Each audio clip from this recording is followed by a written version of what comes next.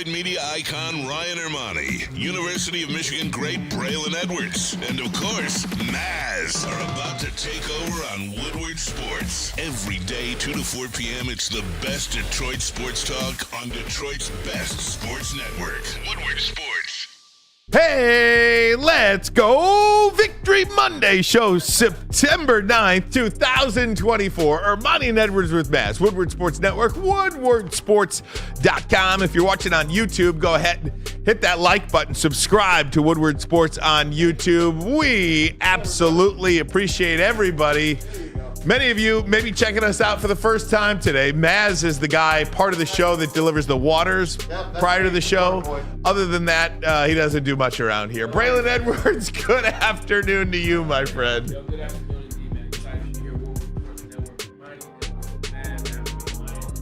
Everybody didn't win this weekend, but we'll get into that later. But Lions pumped some good energy into this room, so I want to hear him talk.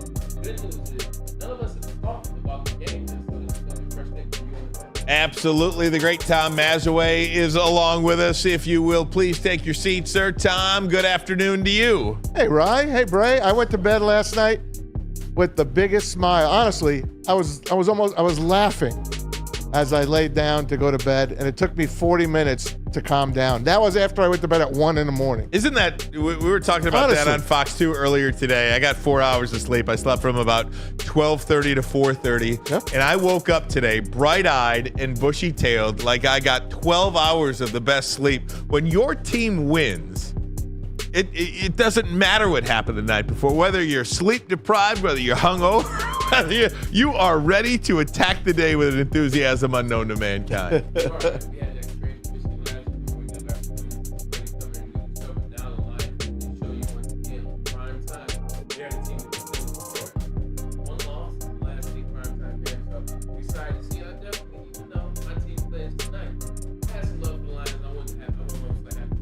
Jets and 49ers tonight on Monday Night Football. We'll talk about that, absolutely. Pete Spivak is with us as well. KG is off today. We've got Silent Mike in the house. If anybody there is Silent Mike right there. That's Silent Mike. Silent Mike is right there. But KG out this week. He'll be back next week. But guys, yes, let's get into it, because to me, this was one of those new Lions kind of victories last night, okay? Because in years past, in eras past, they lose that game 100 times out of 100. And I don't think they played near their best football game. Instead, I actually think they played a bad football game, to be honest with you. If I'm being honest with you, I think they played about as bad as they could possibly play a football game. And they beat a really, really, really good team. For them to find a way to win that game, Braylon, I think it says everything you need to know about the Detroit Lions 2024 football team. 100%, just 16 games up in the season, so there's a lot of room and a lot of time for growth. And you'll see that on this team. Just quick scale, thinking about what I saw. They found a way to win. These games are tough for Amon-Ra. I played in my fair share of opening night games against a big opponent and expecting to win and not necessarily getting that result for whatever the reason is. Last night, we can sit here and talk about some of the things we'll get into, whether golf is a concern, to really want to say, look at that $3 million contract, or whether that's not being able to play like that. Whatever you want to talk about, that's fine. They won the game. They did the things necessary, and I think, man, the thing that I take from the game, this is one of the first times that I can honestly be open, and Detroit's in this position. People are saying that your mic is not on. I hear him perfectly. I hear him perfectly, so too. I don't. That's what we're looking for. Just keep going. Yeah, keep going. I'm sorry. I was going to say, the big thing for me. They got to overtime. They won that game. They found a way to win that game, and for the first time ever, I didn't think that the Lions were going to lose. There was never a time in that game that I thought the Lions were going to lose, even when it looked like they were down 20-17. Yeah, guys, we'll try to hear Braylon's mic. Can you hear my mic? Everybody's good? Okay, the chat is lit up with saying they we can't hear him. cannot hear Braylon's mic. So, okay, I hear him. Either way, great. Okay, there it is, fixed. Good stuff, Braylon. Tom Mazaway, you said I you watched the game with you last night. Yeah, via the text. And we're going back and forth. I was not impressed with the way they played. I was impressed with the way it ended and the result of the game. They played a tough team. All of us thought it was going to be a 1, 2, or 3-point game. That's why I didn't understand all the complaints from you and our other friends that were on the text chain. I don't get it. They had that game from the get-go. Yeah, they gave up the first points. Yeah, they looked sluggish. David Montgomery, they used him in the first quarter, then he disappeared. And I'm asking you guys, where the hell's Monty? Where's Monty? I mentioned that on Fox 2 today, actually. I said my buddy Tom Mazaway texted last night, where's Monty? 5 minutes later, he was reintroduced to the Lions offense in overtime. And boy, was he juiced. Yeah. And boy, was he ready to go. And that guy, he runs hard, and he also has the wiggle to go with it. And he refused to be tackled.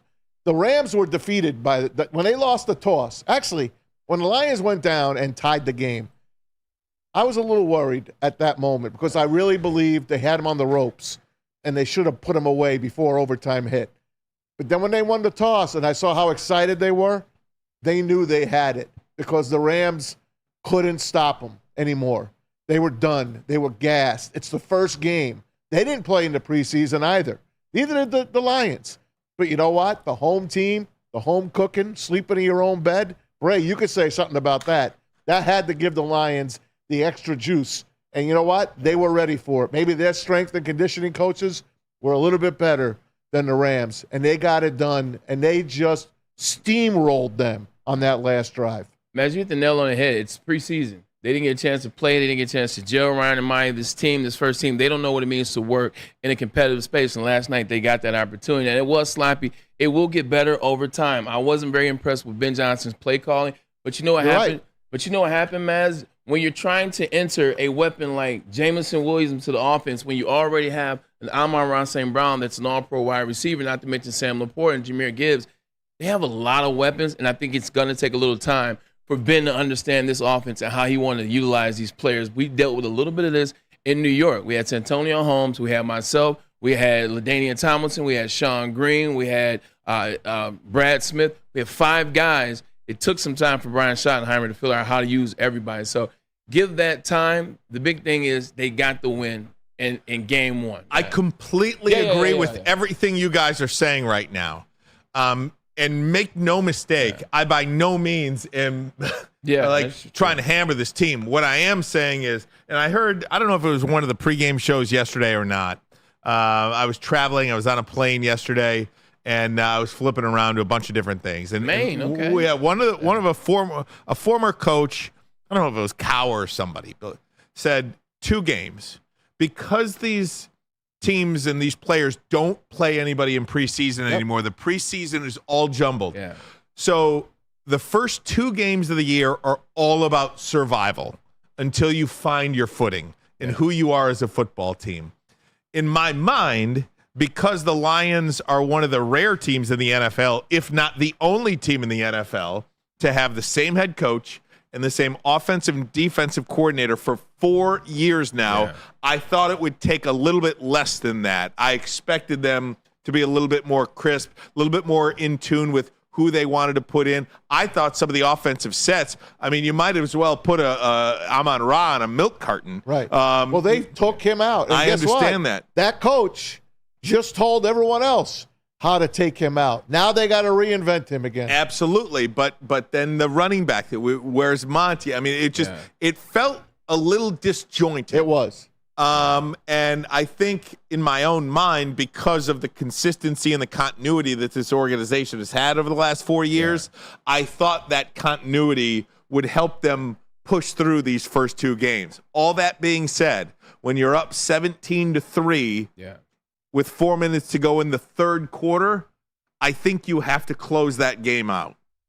I think they got lucky a little bit at the end. And anytime you're playing a game, you need a little luck on your side.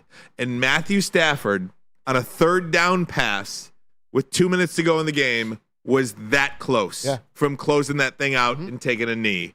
And what would the conversation be in that case? And that's why I am a little bit more, or was on, text with you last night, Maz, a little bit more reserved about that win. But once they did win, that's a team that finds a way to win instead of finds a way to lose. And I'm very encouraged by beating that team who they may be playing in an NFC championship game or certainly in the playoffs again. How important a week 1 game is against the Rams. Who knows, man? That game last night could have home field advantage ramifications. Maybe it's the difference between a 2 seed and a 3 seed. Maybe it's a 3 seed and a 4. Yeah. You have a 1 seed and a 2 seed. You have no idea. I like what you did there, ramifications. I like that. That was cool. Put the ramifications. I hear all that, Ryan, 100%. And if you want to ask, did the Lions look like the 3rd best team or 2nd best team in the league, or could they win the Super Bowl? No, there were teams that played better than them. New Orleans looked like the best team in the league. If you want or the Panthers the worst. They played the worst team. Or Panthers the worst. So no, they don't necessarily look like they're number 1, number 2, number 3. But once again, you have a season-long journey to take. They got the win. That's the main thing to focus on, is them getting the win and an atmosphere like that. What we can't mock up, or what we can't feel, Ryan Ermanni, is going through the offseason for the Rams, wanting to get this win. Matt Stafford desperately wanting to get this win. Sean McVay having some film now on the Detroit Lions. That same thing. Ben Johnson coming here, new offensive players trying to implement them into the system. When you don't practice, when you don't play in the preseason, when you can't emulate real-life game expectations, the atmosphere, the noise, the crowd, you can have some. You can have the practice squad players imitate that during the week, but it's not going to be Verse on the outside. It's not going to be Cooper Kupp. So it takes time in the game. So they played a team that we said was going to win the NFC West, is going to be there at the end. They really wanted this win. They played inspired. But you got to take your hat off to the strength and conditioning coach, like you said, Maz, because they had it at the end. Once we got the toss, we knew the game was over. They took a timeout in overtime to get those guys some rest, and it still didn't matter. So hard-fought win. A lot of things need to get cleared up. But Ben Johnson has to take time to find what this offense looked like. It's not going to look like it did last year because Josh Reynolds is not Jameson Williams. So it'll take a second, but they got the win. That's right. I'll tell you this. The Lions didn't catch any breaks with the refs either. They got called. Payback from last year. They got called for everything. Yeah. They got called for everything. And Cooper Kupp against Terry and Arnold was a good matchup. I thought the kid did damn good against him. Matter of fact, I did too. Cooper went up to him and said, "Hey, you're one of the ones." Yeah. He said that to him. You're one of the ones. That's a hell of a nice compliment to give him. Not to cut you up. Everybody went crazy and they said, "Oh, he had 14 catches. He had the big play. They had this. They had that." Man, he had 14 catches for 110 yards. That's it. That's 8 yards a catch. And Stafford only threw for 300 yards. Do you know what that means? That means every time Cooper Kupp was catching the pass, Terry Arnold was right on his you-know-what. Terry Arnold played a good game last night, had a couple penalties, but you saw why he was drafted where he was. I think he's going to be a damn good player for the Detroit Lions. Cooper's one of the best. I read this stat this morning, and I can't believe it. I had to read it like 3 times, so I'm going to read it again. You mean their first win in overtime since 2016? Even better than that. So the first win in overtime since 2016. Yes. Yeah. That's like they haven't won an overtime game since 2016. That's one. David Montgomery became the first player in franchise history to score a rushing touchdown to win the game in overtime for the Lions. Oh, you think Barry Sanders? The Lions have never Billy Sanders scored a touchdown to win the game by running it in. Like Lions also haven't done a lot of winning. I understand, but in the history of the franchise, you've never had a rushing touchdown in overtime. Probably hit Herman Moore a couple of times on a fade. Johnny Morton. That's a good call. Yeah. Calvin. Yep. Calvin. Megatron, yeah. I mean, it's just how about like Calvin introducing the game on fantastic. NBC? That was really cool to see Calvin Johnson out there. And at one point, my wife's like, "Don't you wish Calvin can go back in time and be on this particular team? How great it would have been." They really played, to me, a great fourth quarter. And the Rams came in with a phenomenal game plan. And that defense was ready for this team.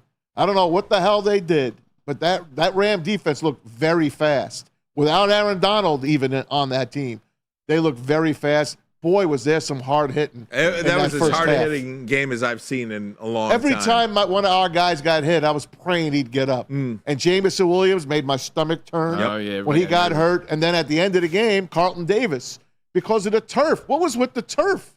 Well, they were slipping and sliding. Out of him, I think. But he's okay. Yeah. He had a foot injury, but he's okay, they say. So, again, the Rams, they lost 4 guys last night, including Puka Nacua and 3 offensive linemen.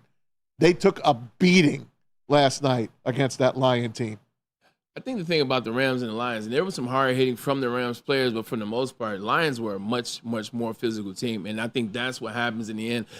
I like the fact where the Lions defense was in the end. They made some plays when they had to come up. We want them where, what was this secondary going to be like there? What was this defensive line going to be? They got some rushes. They got the Matthew Stafford, and they confused them a little bit. I think the defense held strong when they needed to hold strong. And then Wish Carlton Davis would have got that pick. But there were some things to poke out that I liked about that defense towards the end of the game. And Ben Johnson, it's going to be interesting what he does on offense. Yeah, absolutely. And you got to try to get Amon-Ra into that game early and often. Laporta was invisible. Laporta was invisible as well. They had seemed to take in those guys. I thought the offensive line, and again, overtime aside, because in overtime, I don't know what happened, but they completely flipped the script on the Rams. I thought the Lions' offensive line was not great last night.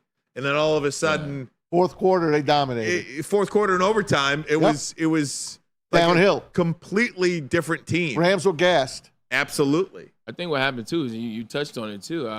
With the way in which that they were fast on outside, talking about the Los Angeles Rams. They know what the Lions are going to run. They were able to take Amon-Ra out, to take Sam Laporte, Sean McVay, and that offense.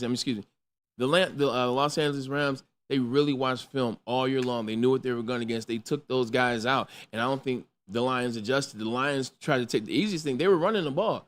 Because by those guys having them so fast on the outside, they're slow on the inside. They were killing them up front early with Dave Montgomery. But then you want to get to the pass. Everything is about the pass and the big play and forcing things. Sometimes takes what's there.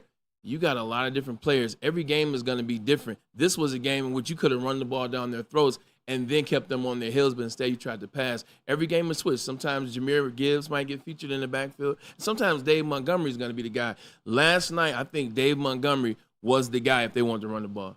Last night, I got a text from Ryan on Colin Cowherd. He's like, Sean McVay is, out coaching, or he is coaching a hell of a game, or he's just out coaching. Sean McVay coached a great game last night. Coaching a great game. That's when they had taken the lead.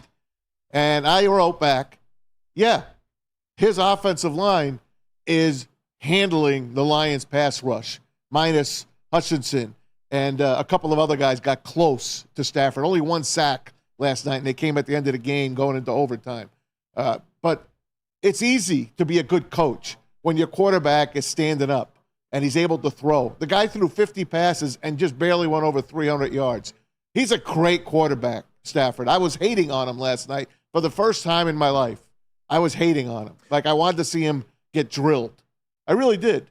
But you know what? He had a hell of a game, and he is a hell of a QB. And I don't want the comparison between Goff and Stafford. I really don't. If you ask me, Matt Stafford is probably the better quarterback. Probably. I'm just being nice. I'm being nice to Jared Goff. Okay? I like Jared Goff. He got that I like Jared Goff, He got too. that one run for the first down. It took about 5 minutes to get around the end, but he did it. He did enough to win.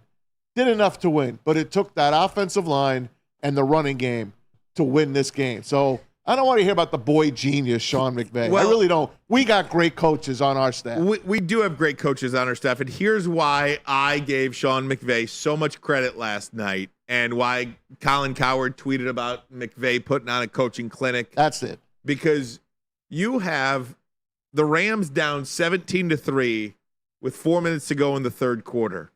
You have 4 backup offensive linemen in the game. Yeah. You lost Puka Nacua in the first quarter, and you have somehow, some way, managed to coach yourself back into that game, take the lead even in the fourth quarter, and the Lions had to make a drive and ultimately a kick, which, by the way, we got to talk about that too. Jake Bates, pressure 2 for 2 last night. Looked great. No. And the extra points. I saw a tweet last night from somebody because they showed Jake Bates as the Lions were driving. Okay. And they showed an ISO cam on Jake Bates. And somebody says Jake Bates looks terrified. He looks terrified. Quite the opposite. It's so funny and right. There's no doubt. But I just want to say you got to give McVay and the Rams credit. That's all I'm saying. Four backup offensive linemen, and Nakua goes out, and you get back in that game down 2 touchdowns, take the lead. They did okay. Yeah, and the problem is, Detroit fans hate Sean McVay because they hate Matt Stafford. You saw this last year. Like Sean McVay did a hell of a job last year in that playoff game. They were almost won that one. You come here again and did a hell of a job once again. I got to give Pete some credit, though. Pete talked about his dream scenario, his dream sequence. Like, it almost came to that. Jake Bates winning with a field goal. Because if Carlton Davis catches that interception, they're at the 47. You get 1 first down. Here comes Jake Bates. Pete called that like months ago. Right. Game doesn't even get to overtime. Almost, Pete. Thanks, almost, buddy. but game doesn't even get to overtime at that point. It doesn't get to overtime, but it did go to overtime, and the Lions showed you who you were. One thing I can't take away from that game, at least I want to, is it seemed like when the time called for it, Ben Johnson knew what the offense was and knew what offense he needed to be successful against that Los Angeles Rams defense. As soon as they got the ball, it started then. You never had a doubt that they weren't going to run the ball in the end zone once overtime started. So I can tip my cap to Ben Johnson, who didn't have a great game by no means, but in that moment, he realized what the bread and butter was, what was going to win. He did it, they won, and he looked dominant in doing it. So Ben Johnson for the overtime, I tip my cap. Hey, the Rams took out our 3 best players. They took out Gibbs. And they're not even a defensive juggernaut. They took out Gibbs, Laporta, and Amon-Ra St. Brown. They took them out of the game. They did very little, all 3 of those guys. Sure, Jameer stuck it in there a few times, pause, but that's it. Nothing else. Laporta caught a late catch. Okay. And then you know what happened with St. Brown. He got nothing. Nowhere, nothing. And they still won the game. And they won the game going away at the end of the game. They won the game with 3 minutes to go. They have the ball, and they drove it down their throats. They put a stake in their heart, and they won that game with David Montgomery closing it out. And again, my hat is off to them. They found a way. Yep. In the locker room after the game, here's what Dan Campbell had to say to his team. Take a listen to this. 2 minutes. A win is a win. That team gave us everything they had, man. They did. They threw it at us, man, and give them some credit.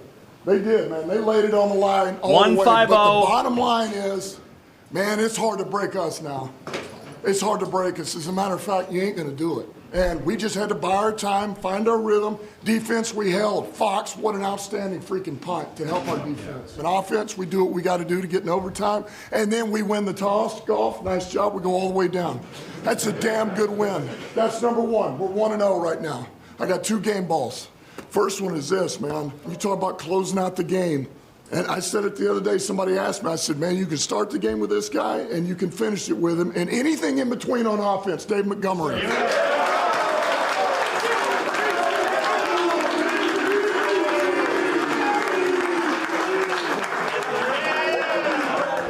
Nah, look. I'm saying we was in that fighting for a while, man, and it was ugly for a little minute. Before the game, Ben said that it showed enough ain't gonna be our best game, it ain't gonna be the perfect game, but we finished it together as a team. Defense, man, this guy was all over the freaking field, man. Play after play after play. In the pass game, the run game, Alex Anzalone. Hey, this is just one win. I look at it every year. I just look at it a quarter at a time, 4 games at a time. Let's go 3-1, 4-0 each quarter. It's a long-ass season. This is just one. Keep it going. Damn good win, gentlemen. That's the good news when you don't play your best ball and you still find a way to win, because we'll clean the rest of this up, right? And we'll be better. I don't care whether we won or lost this game. I was going to tell you the same thing. We got to get better every week. Just a little bit better next week, and we'll be good. All right? Great win, man. Great win because it's winning the NFL. Break it down. Hey, a win's a win in this league. They're hard to come by, especially against the good teams. Let's go. Lions on 3. 1, 2, 3. Lions! There it is. 5! I'd like to talk more about the Lions. I'd like to talk more about the Lions defense coming up in the next segment. But just quickly, Anzalone here. Anzalone, 13 tackles, 10 of them solos, and I think he really set the tone the first play of the game, blowing up what a hit. Kieran Williams. 3 tackles for loss. Second most tackles he's had in a game since tackles for loss became an official stat in 1994. He's the first Lions player to produce 10-plus tackles and 3 tackles for loss at a season-opening game. 7th different Lions player to post 10-plus tackles and 3 tackles for loss in any game since 1994. We talk so much about every single member of the Detroit Lions defense. We never mention Alex Anzalone's name. And all he is consistent and does his job and sets the tone. How much time did we spend on talking about Jack Campbell leading up to last night? I didn't even know he was on the field. Was he in the game? I looked at I had to look at the box score this morning to see what his stat line was. He had 7 tackles and a tackle for a loss. That's a good day. It's a good game. Yeah. But we never talk about Alex Anzalone. We talked about him last Thursday or Friday because we watched the video and he was talking about he was excited, and we just talked about, baby Thor and what he was going to do. Sometimes you're wrong on players. I'm an analyst. What do I know? I'm a former player. Like I don't know everything. Alex Anzalone is one of those guys that I say he doesn't work in space. He can't cover. He makes some plays here, but what he's giving up, he is a liability on that defense. I've said it 3 years ago. Last year I said, okay, he's starting to come around. Look, I was wrong. He's gotten better and better each year. He's a leader out there. He's the guy that gets it going. He's the spark for that defense. And once he get going, and like you said, he got it going early and often. The defense takes off with him. He's 10 tackles, a sack, 3 tackles for loss. This guy's a player in this league. And, hey, look, I'm happy to be wrong because he's on our squad, but I was wrong about Alex Anzalone, and that defense goes when he goes. He's just a guy that those guys that just do their jobs. It's nothing sexy about him. How about Collinsworth not knowing the rule really in overtime? I could not believe Big Mouth, it. Mr. Big Mouth had to be corrected twice by Mike Tirico. I was happy it happened to him. I could not believe Chris I gotta tell you, did not know the rules of overtime. And he talked about how playing for the field goal, you can really run this ball now and get it to whichever hash mark you want to set up the field goal here. Yeah. And then there's a pause. And somebody clearly gets in his ear at that point and says, you need a touchdown to win. It was Tirico. Did he say it? Tirico said it on the air. Right. You want the touchdown to put it away. Oh. Then he went, I got to go for the touchdown. I got to tell you. Unbelievable. That's the greatest throw I've ever seen by Matthew Stafford. That was a hell of a throw. Hey, coming up next, I want to talk about 97. What kind of game do you think number 97 had last night? Aiden Hutchinson. We'll just leave it right there. I've got some thoughts on that, but first, the message from the Boys and Girls Club of Southeast Michigan. Join the best youth football league in Metro Detroit. The Boys and Girls Club of Southeastern Michigan's 3C Sports League offers youth ages 5 to 14, and we're trying to get youth back into youth sports. We got to get them outside the house. Got to get them in the sports league, and whether it's cheerleading or football, all coaches have background checks done on them, so you don't have to worry about your kids. They will be good. Register for football or cheer at bgscm.org. Equipment, meals, and transportation included for a chance to play at Fort Field in the championship game. Register now. Or you can get yourself a membership at Planet Fitness, where your fitness is essential and fitness that fits into your budget. With over 50 metropolitan Detroit locations, they are the gym because everybody's going. You should go too. Squeaky clean, check. Gym membership with the trainer, check. And also, no judgment. Come work out at your own pace, do your own thing. Planet Fitness, where your fitness is essential. Can't get enough Lions coverage? Make sure you catch all Woodward sports shows every game day. Wake up with Woodward and Maine, giving you the latest insight into the Lions locker room and press conferences. Then join the Lions pregame show, highlighting key matchups, injuries, and what to watch for during the game. Follow all the ups and downs of the live game action with our Woodward Watch Party live on YouTube and woodwardsports.com. After the game, check out the instant fan and host reactions with the Lions postgame show. Every game, it's wall-to-wall, kneecap-biting, high-fiving, chest-pumping Lions coverage. Hell yeah! Only at Detroit's #1 sports network, Woodward Sports. Woodward Sports, let's go! Yo, let me just say, I love Planet Fitness. Trying out Planet Fitness and dang, they got lots of equipment. Not me getting a Planet Fitness membership just for the 24-hour perk. Listen, the PF Black Card is worth every penny for this hydro massage. I'm a new man. Did y'all know that the PF app has workouts you can do at home? Cheapest therapy I can find is Planet Fitness. all the benefits, all for less. Planet Fitness, big fitness energy for all. A network for the city, by the city. Woodward Sports is Detroit Sports. So just to get the heated steering wheel, I also had the spring for the bigger rims. Yeah, that's how they get you. Those upgrades will cost you an arm and a leg every time. Hey, new car crew, how'd it go this weekend? I got a great deal on mine. How? I went to Randy Wise, not those other guys. They got me in a great new ride, and they didn't break my budget. Hey, could you pass me the sugar? How? Never mind. He made the wise choice. Yep. Make the wise choice at randywisechevy.com. Love Woodward Sports? Love wearing clothes? Then you should be wearing Woodward Sports clothes. Check out our full line of merch at woodwardsports.com. Just click on Shop. We have all your favorite designs, like Dan Campbell kneecaps, Woodward Golf, and of course, our own logoed out merchandise. Men, women, infants, kids, all love Woodward Sports. Impress your friends. Impress your boss. Impress your dog. Buy Woodward Sports merch today. Walk into any Lady Jane's Haircuts for Men for an award-winning haircut experience from one of our talented stylists. Enjoy a precision haircut, hot lather neck shave, scalp and neck massage, and a hot towel treatment to top it off. Enter for your chance to win the $50,000 Perfect Bracket Challenge. With more than 25 Metro Detroit locations, there's always a Lady Jane's near you. Lady Jane's Haircut for Men, open 7 days a week. Walk in anytime. Lady Jane's, it's wicked awesome. The countdown to kickoff is here. Your Detroit Lions are ready for another season of grit. Woodward Sports is your #1 destination for all breaking news and Lions coverage. We are Detroit's #1 sports network. We are Woodward Sports. Hey guys, dreaming of a new home but feeling a financial pinch? Mark White & Associates, your trusted real estate experts, are here to help. Mark White and his team will pay up to $5,000 of your closing costs. I said $5,000. That's a lot of money, guys. Call Mark White & Associates today, 248-290-8242. Visit him online as well. It's markwhitesells.com. Again, call Mark White today, 248-290-8242 to make your dreams come true.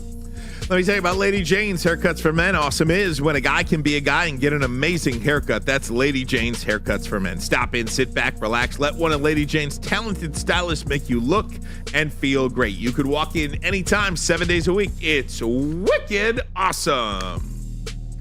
And welcome back, Woodward Sports. Ryan Ermanni, Braylon Edwards, Tom Mazaway. I want to play a little bit of sound from you.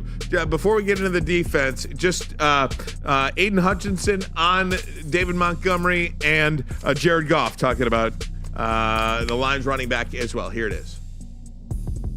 And Demo, man, that battering ram. Just hand it to him, and he did the rest. It was fun. It was fun watching him kind of catch that second win there in that overtime, and our O-line the same way. And then I was joking with him when we called we called the play on the 1 yard line, and it was like, this is scoring.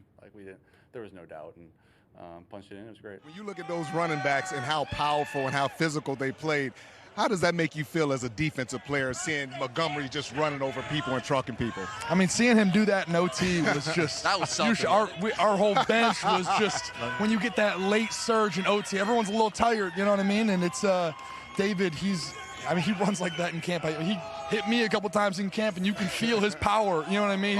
He's just a little bowling ball in there. The conditioning test, and whatever that was, July 26th, I guess.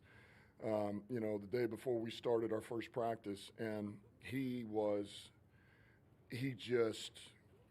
talk about a guy who was in outstanding shape. Look, all of our guys were, but this guy just looked, he looked like he didn't break a sweat for this thing. And in the first few days of practice, he doesn't look fatigued. And so he's in unbelievable shape. He's worked extremely hard, and he's he's reliable. He's reliable. He runs heavy. He's tough. He's physical. He gets in a rhythm, and I think he's a catalyst for us.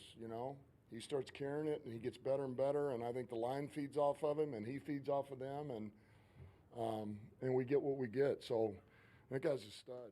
5 carries, 91 yards, in that touchdown for David Montgomery. This is the epitome of a team too. Guy's not doing much all game, but when his number is called late in that game, in overtime, hell, Yeah. That's pretty darn good, man. It's in the fortitude to stay with it. You never know when your number's going to be called. You had that first series, and then it felt like you didn't see him again, Bray. That's really hard to do, I think, when you're a player trying to stay in the rhythm of a game, have the ball in your hands, feel a part of it, and then when you're not, to be able to stick with it, I thought was very important last night. Just want to give David Montgomery his due this morning or this afternoon. It takes a lot to be present. To be present in a game where you're not playing consistently, or you, like you say, you don't get a chance to get in that rhythm. So I tip my cap to him. To be able to come in that game like that when they need him, kind of cold, if you will, and be able to turn that thing on, it's a testament to guys being ready to play. The best ability is availability. These guys are available. They pay attention. They dial in, and they know they got a lot of weapons, and we keep going back to it, but everybody's going to have a shot. And it might not be your turn early. It might not be your turn this game, but at some point, your number's going to get called because they trust the guys. That's why they brought David Montgomery here. That's why they have the wide receivers and the tight ends that they do. When your number's called, you got to play in. David Montgomery turned it on, man. It's almost like he was playing the whole game because that looked like he took about 50 carries, the way in which he was just able to keep moving forward. And I don't think you ever see David Montgomery stop moving backwards. Hey, NBC, by the way, did not have their best broadcast last night. Missed a couple of plays. Couldn't believe it. Missed the first play of overtime. Can you imagine? Is there a kickoff in overtime still? Now, we missed it. Yeah. But there's a kickoff. Yes. Can you imagine if that was run back? Yeah. And we missed a play, a reverse. And a play. I think that was Channel 4, not NBC. I think that was somebody locally here. Well, they messed up. DIV. Ooh, yeah. Are they still They with messed us? up. Bad. Yeah. You can't do that, not to an NFL game. You especially. cannot do that in an NFL game. Just the broadcast, Tirico was good on top of his game as always. Collinsworth as usual, babbling. It is what it is. You can put up with him. But I just loved what this team did. They hung in there the entire game. They imposed their will in the middle of that game. They took the lead. Sure, they gave it up, but they had plenty of time to come back, and they did. Yeah, it was this close to being over, guys. If Matthew Stafford makes that last throw, it's over. They have kneel down, and it's over. But once they punted the ball, I felt at ease. I knew that the Lions were going to go down and score. I thought they were going to score a touchdown in regulation to put it away, but I like just the way it ended. Go to overtime, the only overtime game of week 1, and they put it away and get that W. That's a huge win. I've been preaching, got to beat the Rams in week 1. They did it. They did it. This could be a 13-win team now. Easy. Yeah, 100%. Also, too, like you said, you have that game over the Rams. Like, you don't want to go out and play in Los Angeles in January. I think they'll have to worry about that now. Ryan, quick thoughts on Dan Campbell as a coach and game regular to last night. If I'm jumping the again, gun no. I thought Dan Campbell, and again, one of the things with Dan Campbell, very important, and early in the game, he went for it on 4th and 2. There was no hesitation whatsoever, and they got the first down. And the effort by, I think it was Jahmyr Gibbs who got that 4th down play. It was. Do you remember? He was hit dove behind the line, and he really kind of stayed with it and crossed the line. That was a really big thing for the Detroit Lions. I think Dan Campbell, I thought called a really nice game. I just think it felt a little disjointed to me at times until the Lions found their footing and you really got. Would you rather be disjointed and win or be the Cincinnati Bengals? Again, look what the Bengals did. Absolutely, and we'll get there. And I'm sorry, I want to hear all about the Bengals. We'll get there, if I may, just to pay off the tease for the listeners. And again, welcome in. If you're just checking us out for the first time, we appreciate it. Woodward Sports Network. YouTube is a great resource for you. We are here on YouTube live from 2 to 4 each and every Monday through Friday. You see clips and shorts and videos and all kinds of stuff on social media platforms throughout your phone, your computer, whatever the case may be. Ryan Ermanni, Braylon Edwards, Tom Mazaway, Pete Spivak, Silent Mike with us as well. I want to talk about 97 for a minute. Maz, you had a problem with the officiating in this game. He was held the whole game, if you ask me.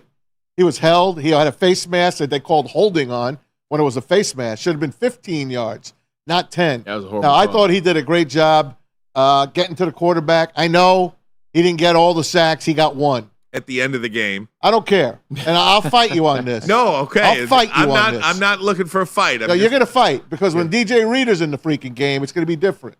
DJ Reader was inactive. All right, that's the guy they went out and got. Marcus Davenport. Expected to play on Sunday against the Bucks, by the way. We need him because wait till we tell you what the Bucks did with Baker Mayfield. That's another story. Told you he was going to win that division.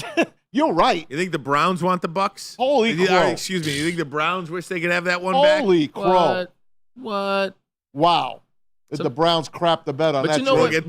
what? We'll wait. Because sometimes he may not have turned into this. Yeah. With everything he was under the gun there in Cleveland, he might not have been able to clear head enough to turn into this. Braylon, 97. Going back to Hutchinson, I'll fight you on this. I know you want him to get to the quarterback. You think he's all fluff. I don't think that. I don't believe he is. Here's. I don't think that. By the way, you asked the question. Here it is. This is what I think. I think we were such in a hurry to try to put him in the category with T.J. Watt, Myles Garrett, Micah Parsons, try to throw him in that level before he really got there. I think if we lower what we believe he's lower the bar a little bit, because I don't think he's there yet, and I don't think that's what you're saying. Yeah, he's a good edge rusher right now. Had a sack last night. He had some pressures. He was getting hold. That was a horrible call in the face. It should have been a face mask, not a hold. But that's what all the rushers go through. You don't think Micah Parsons go through that? T.J. Watt goes through that? Insert guy that you call 17 or more sacks a year. They go through that, and they find a way. So he's still a good player. But when you start getting to that next level, I don't believe he's – and there's nothing wrong with that. You just got to scale it down a little bit on who he is and what he's shown over 3 years. Look, I love Aiden Hutchinson, and I was going back and forth with a couple of people on Twitter last night about this. No, not you. Yeah, I love Aiden Hutchinson, but there was a sequence in that game last night when the game was in question, by the way, and it was in question all night, that you got to stop on a third, or you stop at a second down, would have set up third and long, and Hutchinson gets a roughing the passer penalty, which was completely unnecessary. Yeah. Grabs and twists Stafford's legs. Two plays later, has Stafford engulfed and let him go. Yeah. And then they got a big gain and a first down on there. So it was like this sequence, this perfect storm of unnecessary personal foul penalty. Yeah. 2 plays later, has him engulfed and doesn't wrap him up and take him to the ground. I don't know if the roughing the passer penalty had anything to do with that, letting him go. But Matthew Stafford should never be able to elude Aiden Hutchinson. This isn't Lamar Jackson we're talking about here. This is Matthew Stafford, who's got bricks for feet. Right. But he's cagey. Yeah. I expect so much more from him. And I do expect, and again, maybe I'll lower my expectations for him, but the quarterback hurt. He was going up against a backup tackle. And look, he dominated. I'm just telling you what I saw. I would like to see the great ones, and he is compared to the great ones in the game. They put the quarterback on the ground, okay? The quarterback hurries and the pressures, very important. Yeah. And I'd rather that than nothing. Yeah. Absolutely part of the game. Just I expect so much more from him. I would like to see him now put the quarterback, take that next step in year 3 and put the quarterback on the ground. That's all I'm saying. I don't think that's hating. Is that hating? No, I'll ask the chat. Am I hating on Aiden Hutchinson? I don't think you're hating. I think we're asking a legit question. I mean, obviously, let me take a step back and say this. All the great ones, they also have a guy on the inside that is dominant. Let me stay there and be honest. You look at T.J. Watt, he's got Cam Hayward. You look at J.J. Watt when he was getting, everybody has that guy. You look at Nick Bosa on the outside, he had Tarek Armstrong on the inside. We had a really good game, by the way, but he had a guy. So we'll see what DJ Reader is and maybe helps him out, but what was that draft class in 2021? He was in the 2021 draft class, correct? Kayvon Thibodeau. Right, and that was the kid from Trayvon Walker. Right, who actually had 2 sacks. He had a sack. He had a sack against the Dolphins and Tua, but that was was it a weaker draft? Is that what the name of it was when they had it? The what? The draft. Was that a strong draft class? Is what I'm asking. I think it was. I think it was a pretty decent draft. I'm just asking. 2021 draft. I'm asking the question because is Aiden Hutchinson number 2 overall pick, and is that what the pressure comes from, and wanting more sacks, wanting more plays because of where he was drafted number 2? Actually, it would have been the 22 draft. Well, I saw someone in the chat saying we should have gotten David Ojabo, someone else to put pressure on the quarterback. And then draft Sauce Gardner. That's what the chat said earlier. No. I'm just saying. People have their opinions. True, and you remember what I said. I was a Michigan guy and all. I love that, but I wanted 2 other defensive ends as well. So I just asked. It's a pretty good draft if you go back and look. Trayvon Walker, Aiden Hutchinson, Derek Stingley Jr., Sauce Gardner, Kayvon Thibodeau, Evan Neal, Drake London, Garrett Wilson, Olave, Jamison Williams, Jordan Davis, Kyle Hamilton. There's good players in here. Would you still draft him? Would you still draft him too? Yes, because I would draft him over Kayvon Thibodeau and Trayvon Walker. Would you still draft him too? You needed a defensive lineman. Yeah. It's no wrong answer. If I have to look at the players right now, yeah, Kyle Hamilton is pretty damn good. Yeah, pretty damn good. I'd take Branch though. You know what I mean? I'm just saying, like, that's fine. It worked out how it was supposed to. Yeah, right. Yeah. If you look at what the Kansas City Chiefs did just in this off season, did you decide to keep the younger cornerback or the older defensive lineman in free agency? You took the lineman. Yeah. It just goes to show you the importance of that position. you're lying. So I would absolutely draft him 2 overall. I would take him 1 overall because if you're going with Trayvon Walker or Kayvon Thibodeau in terms of defensive lineman, he's absolutely the pick there. Hey, Maz, now look. It's just, again, my expectations are a little high. Yeah, we're not knocking him at the end of the day. Look, the man had a sack. He went out there and played, and we saw him. We saw the rush. We saw the aggression. We saw the pressure. So this really isn't hate. It's more so having fun. This is what we do. He might sack Baker this week a couple times. True. He might have a couple sacks. Hey, Maz, is he too nice? Does he need to be a little more angry? He did twist up Matthew Stafford's legs, so maybe more of that.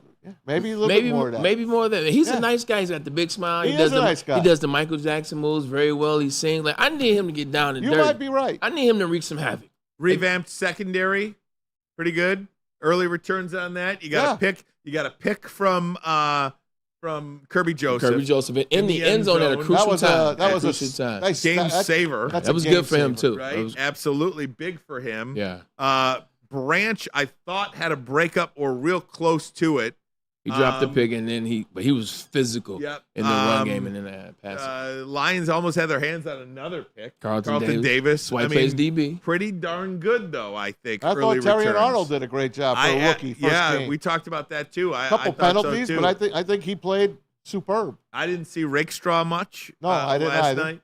Yeah, and they're probably saving him. They didn't need him because Puka Nacua got hurt, so they probably didn't have to go deep in as deep in their bag as they would have if he would have stayed healthy. But they got tested early, and this was a good test. You got Matthew Stafford, Sean McVay, that wide receiver core, and what they were able to do. And to be able to play like they did. Look, he gave a 317, all underneath, 1 touchdown pass is all he had. So it was good to see that. I think they did a good job, and you talked about it. Terry and Arnold, kind of shadow Cooper Kupp a little bit. He was all over. With the exception of the one play, those guys, they showed up. So I like what I saw game 1. This is a good test. It's not like they started the season against the Carolina. It's not like the Panthers. It's not like they played the Carolina Panthers. They played Sean McVay and they played Matt Stafford. Matt Stafford, I don't know what it is. The bigger the game, Matt Stafford seems he puts on. He doesn't get the win. He looks good. 4-0 in their last games against Mahomes and Stafford, by the way. Let me ask you guys this question. I'm going to ask it as it relates to Michigan, and we'll talk a little Michigan later on the show. Do we have to? Yes, we do. Okay. But did anything you saw last night change your opinion one way or the other about the 2024 Detroit Lions? We did all last week. We did our season predictions with a record, with playoff seeding, with Super Bowl predictions. Did anything you saw last night change how you feel about this team in any direction, positive or negative? Braylon, we'll start with you. That's fine. Yeah. You had them at 11 wins. I had them at 11 wins, and I think I hit the nail on the head. I think this is an 11-win team, 6 losses. I mean, hey, if you want to say 5, fine, I'll give you 5. But I think they're an 11-win team, but I still think they're going to win the North. I think they're a good team. And I think they're a team that's going to find and know how to win. If I would have said 13, then I would have like, nah, I'm wrong. I need to come down off that. I don't think they're 13. I think 12 is the max for them. So I stand at 11-6. I had 12. I'm up at the 13. I love what I saw last night. I saw a team that did not play in the preseason. They played a damn good team against a guy that wanted to beat the daylights out of them. He had blood coming out of his mouth. That's how much Matthew Stafford wanted to win that game. And they didn't let him. He wanted to win that playoff game. They didn't let him. They let him get close, but they didn't let him win. And that's what I love about this team. And I said it. If they win week 1 against the Rams, it sets the entire season up. I think it's 13 wins, maybe even more, all the way with this team. Can I ask you a question, man? Please do. It doesn't bother you. This is just playing devil's advocate, Absolutely. hypothetical. It doesn't bother you that the Lions were up 17-3? No. And then they gave the lead back to Matthew Stafford and the Rams team that is a very good team. However, they were missing 4 starters by the time the end of that fourth quarter started. So got a little nervous in my estimation. Mm-hmm. Doesn't bother you at all? It's a 60-minute game. True. They gave up the lead at, the 40-minute mark? Yeah. And they took it back, and they put it away. They finished the game the way they wanted to do it. And they imposed their will at the end of that game. They got stronger as the game went on. That's what I love the most about this team. They took it from McVay, Boy Genius, and Matthew Stafford. Like it. So for me, and I picked them to go 13-4, and I went back and forth with that Rams game. Is it going to be a win? Is it going to be a loss? If it was going to be a win, which I eventually landed on, 13-4. If they lost that game, 12-5. And I think what I saw last night is exactly who I think this team can be. This team can win a football game against a really upper echelon team in the NFL when they don't play their best game. And I think Dan Campbell said that in the locker room afterwards. They're going to clean this stuff up. They're only going to be better. And I do think each game is so unique to that particular Sunday, who you match up with, different emotions, time of game, place of game, all that things. But I think this is a 13-win team. If you go up and down the schedule and you go roster for roster, if the Lions are healthy, there's not a team that they shouldn't beat on there. I was telling a guy at Fox 2 today, Tom Carr. Shout out to you, Tom Carr. Hey, Tom. I was telling him, I said, I only said 13-4 because I can't make them 17-0. You took the words out of my mouth what I told you last week. They can win every game. When you look at their schedule, I'm like, I guess I got to give them a loss at Indy. I guess I have to let the Texans beat them, but I don't believe that they will. That's the only reason why, I had them losing a game. You can pull an Ermanni here and say 17-0, right? And sit on that thing. Right. The offense. Asking you this question, right? Mm-hmm. The offense doesn't bother you. This is the second best offense in the league, total offense. The year before that, they were top 5 in offense. This is a team you've come to see some efficient offense, some crispness as it relates to the pass and running game. It just looked. Here's how I'll answer that. Okay. I don't think they can play any worse offensively. I think it's impossible. I think it's an impossibility for this team to play any worse on offense. I would agree. At all. And to be able to play this bad and still win that game against that team, that's why I feel that this is going to be a really good year. And again, my heart almost sank when J-Mo went down. We haven't even touched on him yet. We could talk about him. We could save it for tomorrow. We could do whatever you want. We'll talk about my favorite J-Mo saying now. too, man. Go I can't for wait. it. All right, then don't wait, Braylon. Give me your thoughts on J-Mo. I told you. I'm happy I stuck with the look, Ryan. You got a lot of great takes, man. I think the one that you most hold dear to yourself is the one that you made about Aiden Hutchinson finishing higher than was it C.J. Stroud? It was the running back Kenneth from, Walker. Kenneth Walker. That one, you said they were going to go 11-1. You said he was going to finish higher. Both of those things came true. That's the one you hang your hat on, as you should, because nobody saw that coming. The J-Mo thing, I'm just happy I stuck with it. I think Maz had always touched me because I played in this league at wide receiver. I know what it means to be young. I know what it means to go through some injuries. I got injured my rookie year. So I just you got to stick with him. He's just a young kid. There's a reason why they moved up 20 picks, and I think you're starting to see it. In 2 games, he has 3 touchdowns. Clowney, the NFC Championship game last year. 3 touchdowns. He also looked the part, Ryan. It didn't look like gadget plays. It didn't like gimmick plays. It looked like he really was settling in as a wide receiver. He ran different routes. He called some different passes. He looked explosive. It looked very easy to him out there. He still was efficient in the blocking game, too. That's one thing I love about the receiving core. He blocked downfield. You saw that time and time again. This is going to be fun. And we talked about him being maybe even a number 1 wide receiver. I think they took steps. I think they took strides. And it looks like Matthew Stafford, and wrong guy, looks like Jared Goff really, truly trusts Jameson Williams, and so does Ben Johnson. They'll figure it out, but I'm just happy for him, and I'm happy that the Lions stuck with him because he's going to do wonders in this uniform.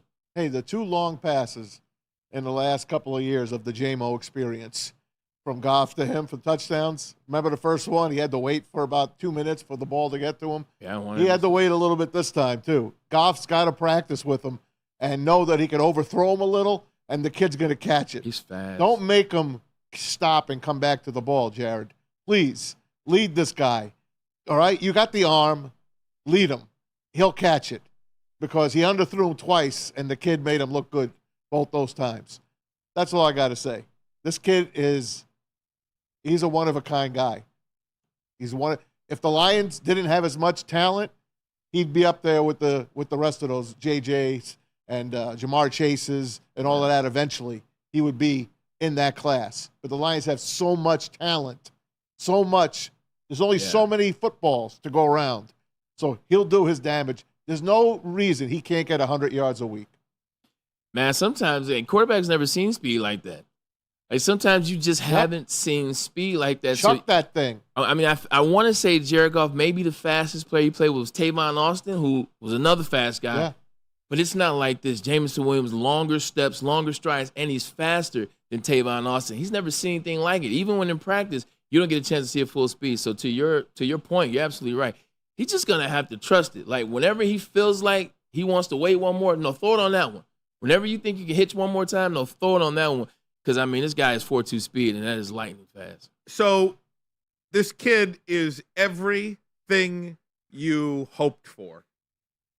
This is what you wanted, right? I mean, this kid is as electric as anybody. And lovable. Yeah, absolutely. He's lovable. Like, he went from this, injured, I don't want to say malcontent. He went from a kid that looked like he lost his best friend on the opening day. Yeah. Remember in Kansas City, him walking up to the podium. Just this kid you want to hang out with and root for. That's unbelievably talented.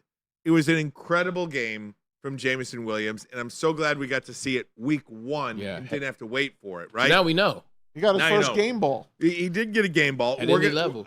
You're going to hear from the locker room coming up momentarily. Okay, you're going to hear from JMO. We'll play that sound for you right after the break. I want to ask you a question. And, Braylon, you have been in locker rooms your whole life. No, I missed me. Pause. There you go. The ascension of Jameson Williams. Again, anytime you lift somebody up, there's no parallel. Right. Like if Jameson Williams is going to be that guy, you know what that's going to do? It's going to take balls away, from another guy. Whether it's Laporta, whether it's Gibbs, whether it's Raymond, whether it's Amon-Ra St. Brown. My question to you is, what effect will JMO's ascension have on Amon-Ra St. Brown, who now, I think you got a little glimpse as to who he is in the Netflix receiver documentary. He's a guy that wants the ball. Yeah. He's a guy that needs the ball. I didn't think I would say that about him until I saw it. Now, by the way, that's not a bad thing. No, not at all. Not a bad thing. He's He's a competitor. What I am saying is, what effect? I'm just asking the question. What effect do you think JMO's ascension will have on 14? We'll do that next. But first, a message from Dr. Pierce. Yes, sir. That's our guy, Dr. Jeff Pierce. And don't forget, he joins us every Thursday right here on Ermanni and Edwards. Tuesdays with Big D Energy. It's Dr. Jeff Pierce from Michigan Sports and Spine. Trust the guy at DMAC and Braylon Trust. It's Dr. Jeff Pierce. He'll keep you performing at your best. For more information, visit MichiganSportsandSpine.com or call them right now at 248-426-9944. Ask for Dr. Jeff Pierce. Tell him Maz and the guys sent you over. You can do the same thing for Michigan's best pet store. It's PremierPetSupply.com. Family owned and operated for over 30 years. 13 Metro Detroit locations, over 60 brands of food at the lowest prices available. Curbside delivery available as well. And nutritionists on call for any questions you have about your beloved pet. Give your pet the best. Don't settle for less. It's PremierPetSupply.com. Can't get enough Lions coverage? Make sure you catch all Woodward sports shows every game day. Wake up with Woodward and Maine, giving you the latest insight into the Lions locker room and press conferences. Then join the Lions pregame show, highlighting key matchups, injuries, and what to watch for during the game. Follow all the ups and downs of the live game action with our Woodward Watch Party live on YouTube and WoodwardSports.com. After the game, check out the instant fan and host reactions with the Lions postgame show. Every game, it's wall-to-wall, kneecap-biting, high-fiving, chest-pumping Lions coverage. Hell yeah! Only at Detroit's #1 sports network, Woodward Sports. Woodward Sports, let's go. Braylon Edwards here, Premier Pet Supply. Man, just looking around, who's got it better than pets?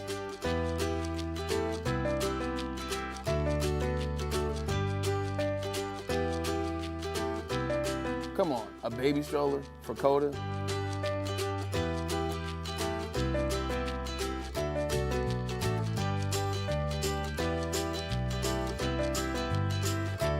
A chef for Lola? Really?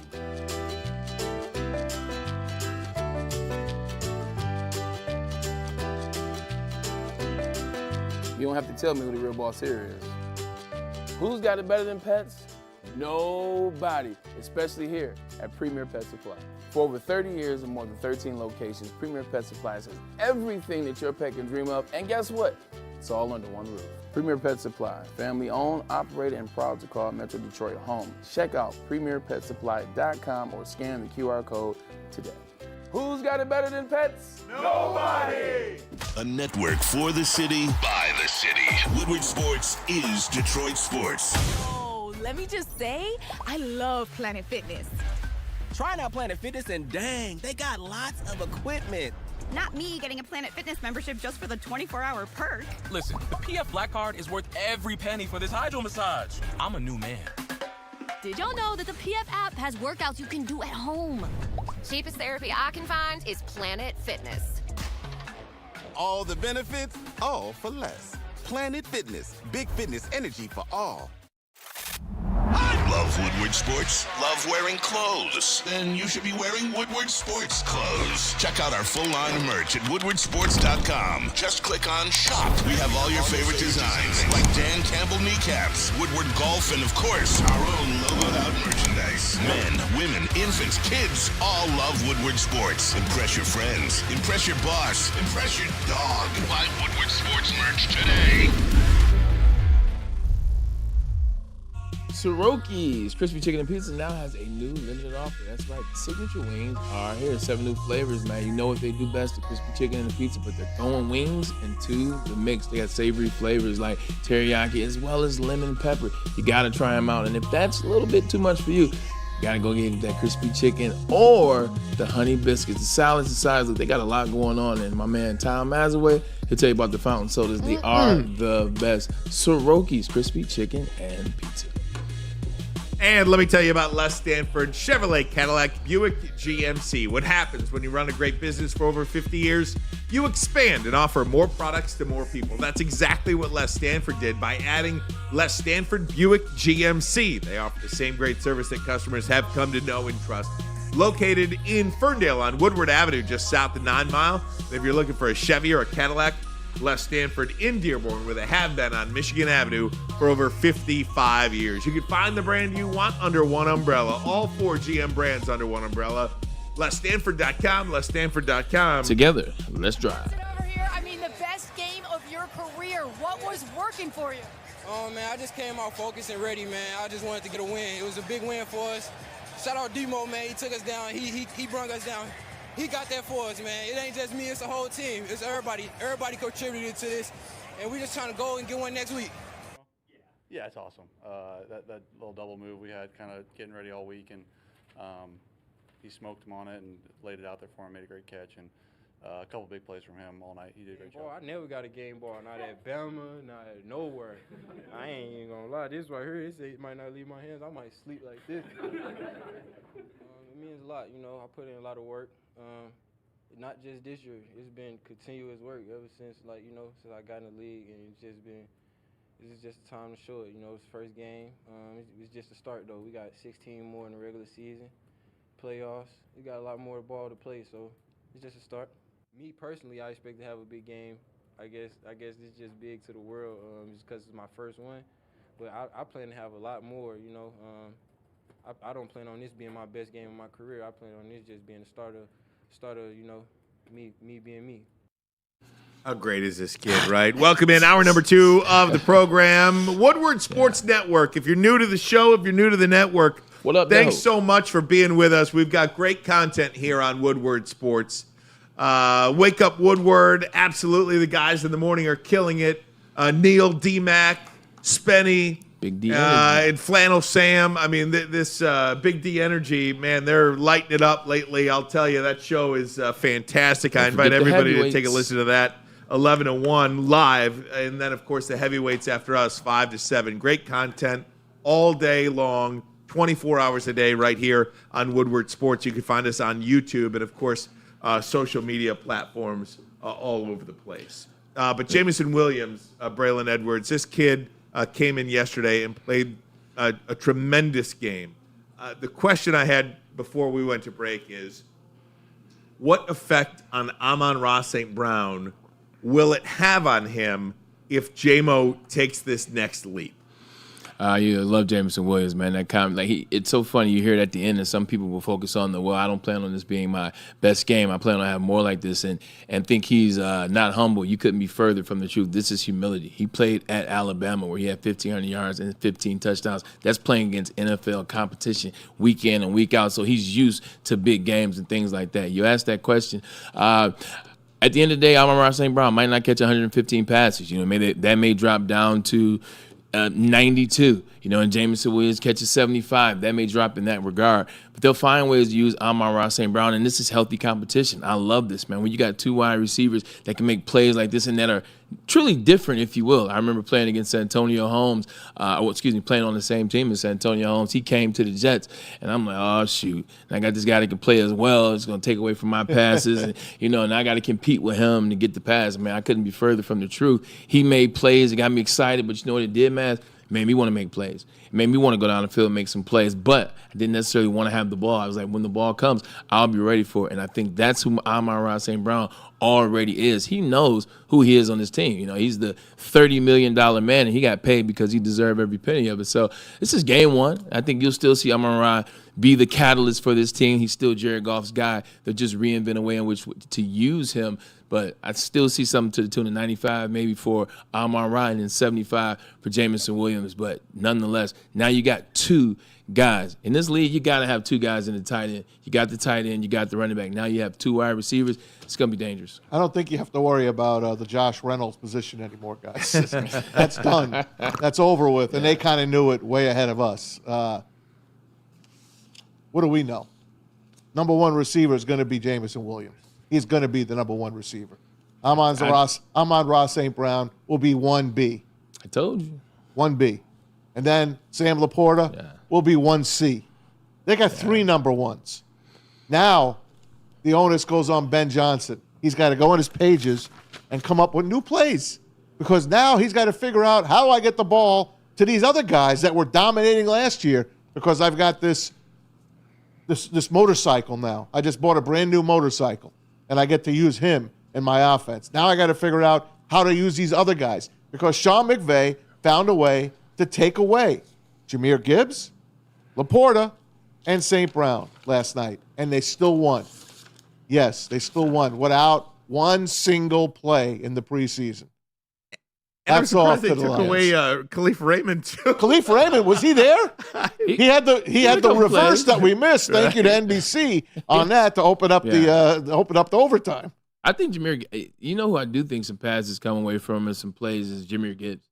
I think Jahmyr's still going to be Weapon X for the Detroit Lions. He'll still be running as well as catching out of the backfield. But I think now with Jameson being as good as he is, they're going to have to find ways to use Amon-Ra in the slot a little bit more.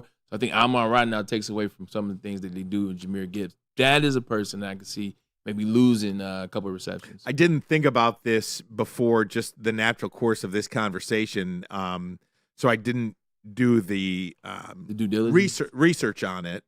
Just off the top of my mind, I cannot imagine it's been too many games played where Amon-Ra St. Brown didn't lead the receiver room in targets. You're probably it's probably the first one. I'm like obviously, 2.5 years. you know, I mean Laporta or Gibbs or some. I'm sure there's games in there where Laporta maybe was out targeted Amon-Ra, but or not many. Gibbs out targeted Amon-Ra. But I can't imagine, let's say specifically since 2022, how many games that a wide receiver in the room out targeted Amon-Ra St. Brown. Yeah, this is true, 100%. I mean, it hasn't happened a lot. If it's happened on maybe Josh Reynolds, maybe once, maybe twice. But with that being said, J-Mo's the real deal. And there's a lot of different ways in which you can use him, man. We talked about it last week before the game started. We said there's a reason why you go up 20 picks to draft a wide receiver, man. You go up 20 picks, and that guy showed up last night. He showed up in a major way. Hey, Goff didn't have his best game last night. Not even close. No, he didn't. Nah. But we have to remember, he hasn't played since last January. All right? He has not played a stitch against any other team since last January when they played the 49ers. So I'm going to give him a big pass. He did what he had to do. One interception, and it was a hell of an interception. He had his guy. Who was the receiver that was one-on-one that the Ram linebacker picked it off? Was it Saint? Oh, I think it was Saint. I mean, it was just one-on-one right in the middle of the field. Yeah. Saint could have caught it, and then the guy caught it, and he had his hand under the ball barely, and the ball did not hit the ground. Other than that, Goff played well. I wouldn't say well. 18 to 28 isn't playing well, and he threw an interception. Should have been 2. Not playing well, but he didn't stink up the joint, if you will. But here's the thing, though. He's a $53 million quarterback now. That changes things. That changes what you said at the beginning of the year. When you're doing this and you're a $30 million quarterback, hey, you know what? You'll develop in time. You know, game 2, game 3, you guys are easing into a rhythm. You're a $53 million quarterback. You make your 7th highest paid quarterback in the league. Those guys that are making that money, they showed up when they were supposed to. This past weekend. The majority of them, all these guys that puxed around a little bit, those are year 2 quarterbacks. Those are guys that are not in the top 10 quarterbacks. So now more comes with it, man. Like when you're $53 million in, when they spend that type of money, make that extension because they believe in you. You don't get as many passes as you used to. So game 1. We'll chalk it up to what it was. I feel like everybody's a $50 million quarterback these days. If Daniel Jones is a $40 million quarterback, please don't Jared bring his name up. Right. Jared Goff's an $80 million quarterback. 100%. Yeah, Danny Dimes. The New York papers. The New York papers are killing it today. Oh my gosh, absolutely so good. Guys, the Lions and Bucks at home. Not too many 1:00 home games this year, but in fact. The Lions won't play. Lions play at home at 1:00 on Fox this Sunday. They won't play a 1:00 home game until the end of October against the Titans. That's how they are these days. Yep. You know, I mean, like you got a Monday night football game, Thursdays, some road games, 2 Thursdays, a Absolutely. Monday, Sunday nights. Absolutely. But Baker, man. Leading into you. Yep. Baker, 310, 4 touchdowns yesterday, and Tampa throttled Washington yesterday. Absolutely. Guys, let me get a break in. How about we go around the NFL next? There is so much meat in the NFL. Pause. We'll do that next. Okay, but first, a message from Guardian Alarm. See that black and yellow sign out in front of your house that tells the bad guys one thing. Stay out. Let Guardian Alarm offer you customized solutions from real experts, 24/7 professional monitoring, and technology backed by people. These people have been proven to care. This technology has been proven to work. So call 1-800. Stay out. That's 1-800. Stay out. Call them today. Tell them Woodward Sports sent you. Hey, Bray, pregame show, my friend. Hey, Detroit, on game day, wake up with Woodward and Maine. Your source for all insider information on the defending NFC champs, the Detroit Lions. Whether it's Broder, whether it's Belize, or whether it's the man, Neil Rue, you are getting the best in the business with the insight from Detroit sports media legend, also Terry Foster, and rising star, like I said, Matt Broder, every Sunday, 8 to 9 a.m. This is where you get your party started. You tune in, we'll get you going with the Detroit Lions and what they're going to do, and we preview the Woodward Sports Show. Brought to you by Tangerine, Space Machine, Tyler, your local long drink, Sabbath Coffee, and Tullamore Dew Rush Irish Whiskey. It's bear hunting season, and Dan Campbell is hungry for some kneecaps. If you can just get a hold of them and you start dragging their ass out to the deep, dark abyss, you can drown them. The Kings of the North are back for another year of the brand new Lions. Make sure you're locked in to Detroit's #1 sports network for all the news and info on your Detroit Lions. Woodward Sports, let's go. Love Woodward Sports? Love wearing clothes? Then you should be wearing Woodward Sports clothes. Check out our full line of merch at woodwardsports.com. Just click on shop. We have all your favorite designs, like Dan Campbell kneecaps, Woodward Golf, and of course, our own logoed out merchandise. Men, women, infants, kids all love Woodward Sports. Impress your friends. Impress your boss. Impress your dog. Buy Woodward Sports merch today. Let me just say, I love Planet Fitness. Trying out Planet Fitness and dang, they got lots of equipment. Not me getting a Planet Fitness membership just for the 24-hour perk. Listen, the PF Black Card is worth every penny for this hydro massage. I'm a new man. Did y'all know that the PF app has workouts you can do at home? Cheapest therapy I can find is Planet Fitness. All the benefits, all for less. Planet Fitness, big fitness energy for all. A network for the city, by the city. Woodward Sports is Detroit sports. So just to get the heated steering wheel, I also had to spring for the bigger rims. Yeah, that's how they get you. Those upgrades will cost you an arm and a leg every time. Hey, new car crew, how'd it go this weekend? I got a great deal on mine. How? I went to Randy Wise, not those other guys. They got me in a great new ride, and they didn't break my budget. Hey, could you pass me the sugar? How? Never mind. He made the wise choice. Yep. Make the wise choice at randywisechevy.com. The countdown to kickoff is here. Your Detroit Lions are ready for another season of grit. Woodward Sports is your #1 destination for all breaking news and Lions coverage. We are Detroit's #1 sports network. We are Woodward Sports. You like to play with a legend like Darren McCarty, Kirk Gibson, Braylon Edwards, or the great Calvin Johnson? It's the Randy Wise Celebrity Golf Tour. Register today, and you can play like a VIP. Go to woodwardsports.com or scan that QR code on the screen above my head. And when it comes to your next car or truck, make the wise decision. It's Randy Wise Automotive. Something that is also very wise is heading to shop.woodwardsports.com to collect some new Detroit sports merch. I'm wearing my Woodward Sports t-shirt today. Yesterday, I wore the Boo Them Kids t-shirt in honor of the Lions-Rams game, but you can head to shop.woodwardsports.com right now and load up on some of the newest and latest Detroit sports gear. Gentlemen. Hey, welcome back. Woodward Sports Network. Ryan Ermanni, Braylon Edwards, Tom Masway. Huge games in the NFL yesterday to kick it off, and I think it would be appropriate to start in one spot. Cincinnati. Because if you know anybody that is in an eliminator pool, in a survivor pool, I guarantee you they had Cincinnati. I'm in one at Fox 2. There's 11 guys in this eliminator pool at Fox 2. 8 of them had the Bengals week 1.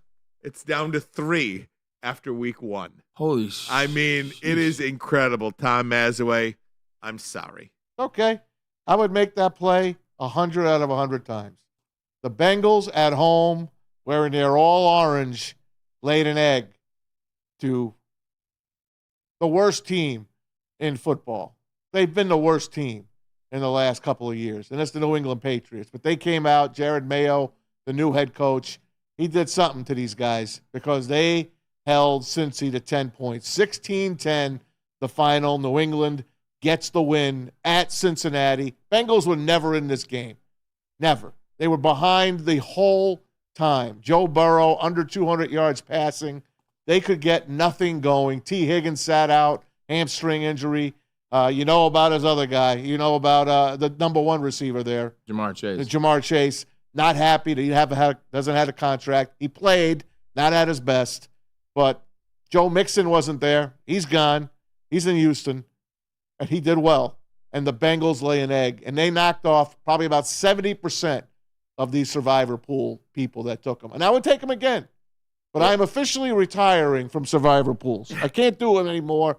I was good. I've been lasting to the end on all of these things. This is the first time I ever got knocked out in week number 1. Cincinnati Bengals are the opposite of Detroit Lions. You see 2 years ago, Cincinnati Bengals made it all the way to the Super Bowl, and look at the talent that they had on the team, whether it was Henderson, Joe Burrow, T. Higgins, Tyler Boyd, Jamar Chase, Joe Mixon, Samaje Perine. Like, they had a squad. They had guys in, and what did they do? They chose not to pay guys. They chose to let guys go. They chose to take discounts here and there, and now look at them. They're a team that's falling apart. Meanwhile, the Detroit Lions almost make it to the NFC Championship, and they reward their players. They paid them. They got them healthy. They got them happy, and now everybody's on the same accord. Cincinnati Bengals and the Brown family, they typically don't get things right, and this is just another example of that matters. I mean, you would know. Am I lying?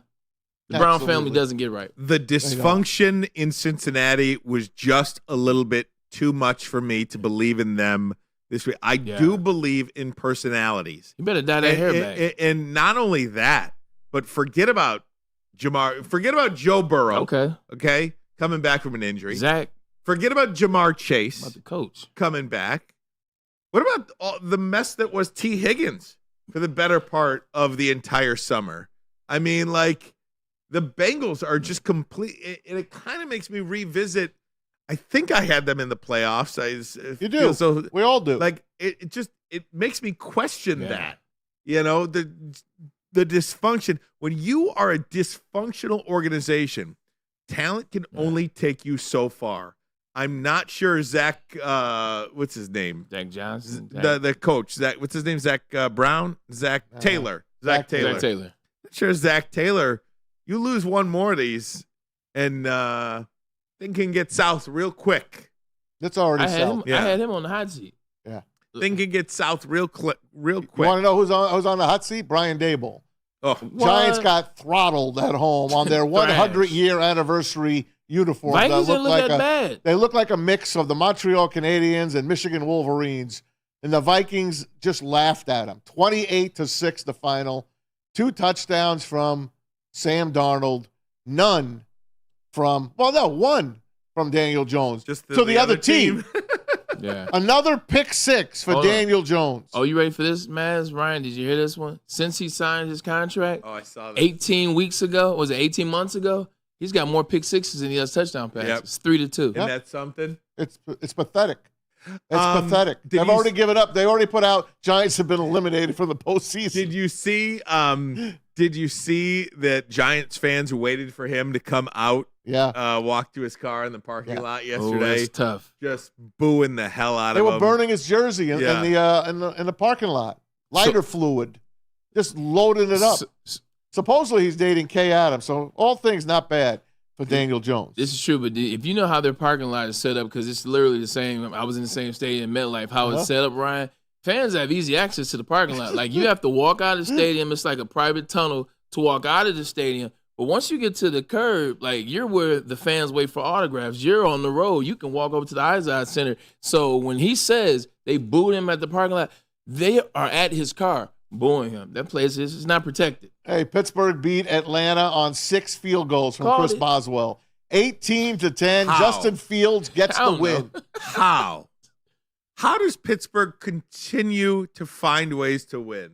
Because the Falcons, what are they? This does make me revisit, just this. Michael Penix. I think the question of the day today is, do you change your opinion of a team? Like, I thought Atlanta was going to be really good this year, and they still might. But actually, my opinion about the Atlanta Falcons has completely changed. I don't anticipate them to be a division champion this year. After one game, maybe that's an overreaction. Yeah. But my feelings about Atlanta are completely null and void. They have no identity. Yes. They have no absolute identity. They're running. They try to run for a series. Next series, they try to pass. They don't mix it in. They don't blend it. You drafted Bijan Robinson last year, and we know what he's capable of when you give him opportunity. You're wasting it, not giving him opportunity. 68 yards. Russell Wilson was scratched before the game. Yeah. He might not get his job back. Well, that's what I was just gonna say. Justin Like, Fields didn't look good. I would almost by default, because they won the game, you got to start Justin Fields. But then you're like, he looked bad, dude. You just played an entire 4-quarter, 60-minute football game, and you couldn't get one touchdown. And you were close. You were close because you were close enough to be able to kick a field goal. You can't punch it in somewhere? Well, the Bears didn't score a touchdown on offense, and they won. Well, we'll get to them in a minute. They didn't win. Tennessee lost. They survived. Yeah, well, it was a hell of a game. Yeah. It was a fun game. You were on the plane. What the hell do you know? Well, Miami beat Jacksonville. I revisited Miami beat Jacksonville 20-17. Tyreek Hill, 80-yard touchdown catch. Jason Sanders, 52-yard game-winning field goal. Back to Tyreek Hill. This is crazy. Before he got into the stadium, as he was driving into the stadium, pulled over by Miami-Dade police, asked to get out of the car, asked to put the window down, and roughed up, thrown on the ground, handcuffed. He still doesn't know why. Drew Rosenhaus answered for him. Pete, do we have the video? There it is. Drew Rosenhaus, his agent, answered for him, said things got to be answered. Tyreek will look into this. He will have lawyers look into this. We have the head of security of the Miami Dolphins looking into this. Already the Miami-Dade police had a statement, Ryan. You guys talked about it today on the 9. We did, because now what you saw there, first of all, let me read this statement first, because there's some discrepancy as to what's going on here. Before the Dolphins game yesterday, the incident occurred. Tyreek Hill placed in handcuffs before being released. First, to be clear, at no time was he ever under arrest. He was briefly detained by the office for the officer's safety after driving in a manner which was putting himself and others in great risk of danger. Let me stop it right there. Pull it down.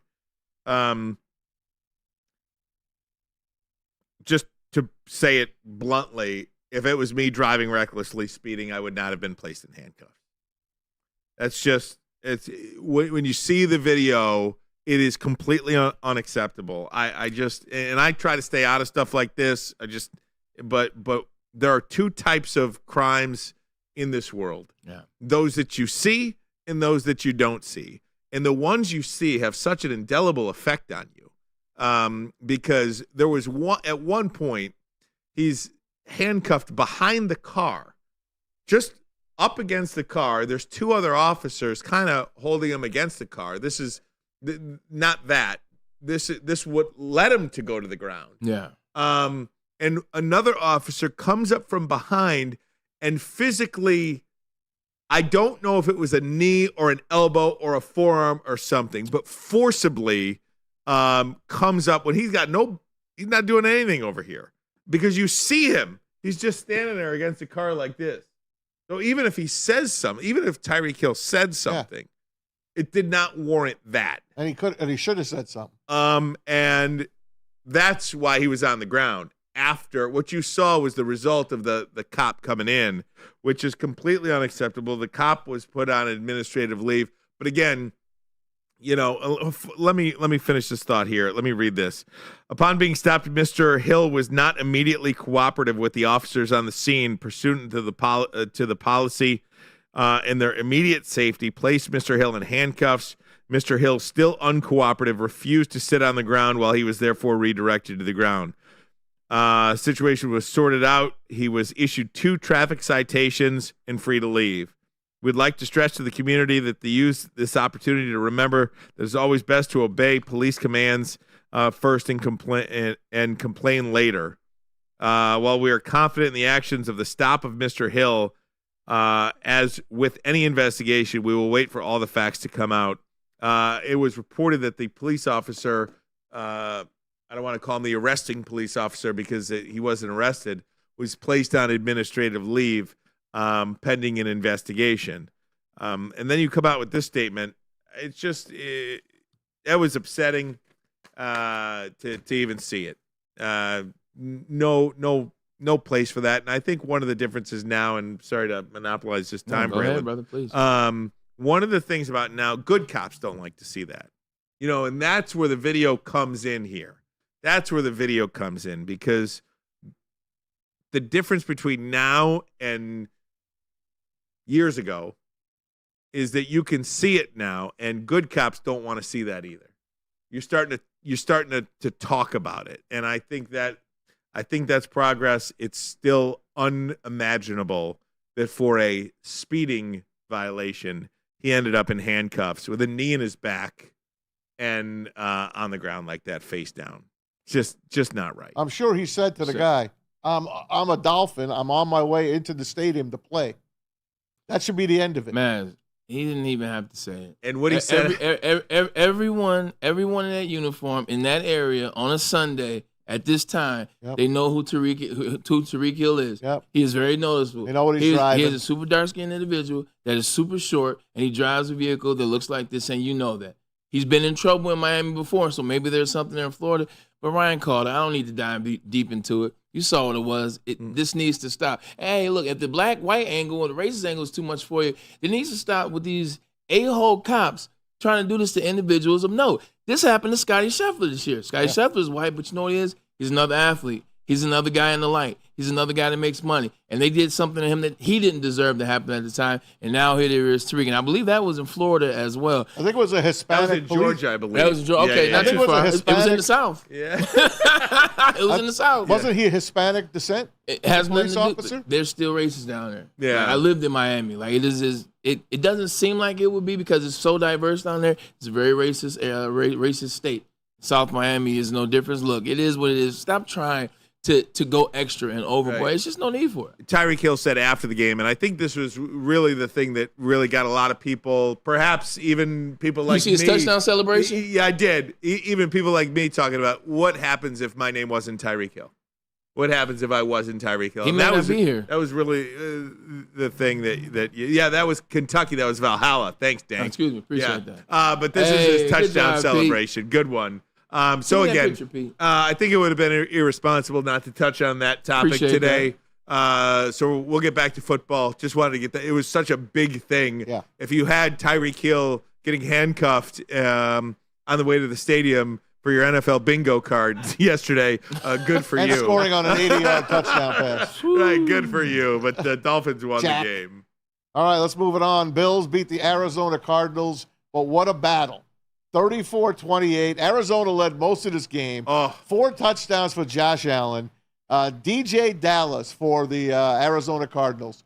The first touchdown return on a kickoff. The new dynamic kickoff. He went 96 yards for the first score of the year. And guess what? Marvin Harrison was open by about 40 yards. And Kyler Murray did not see him at the end of that game. He would have tied that game.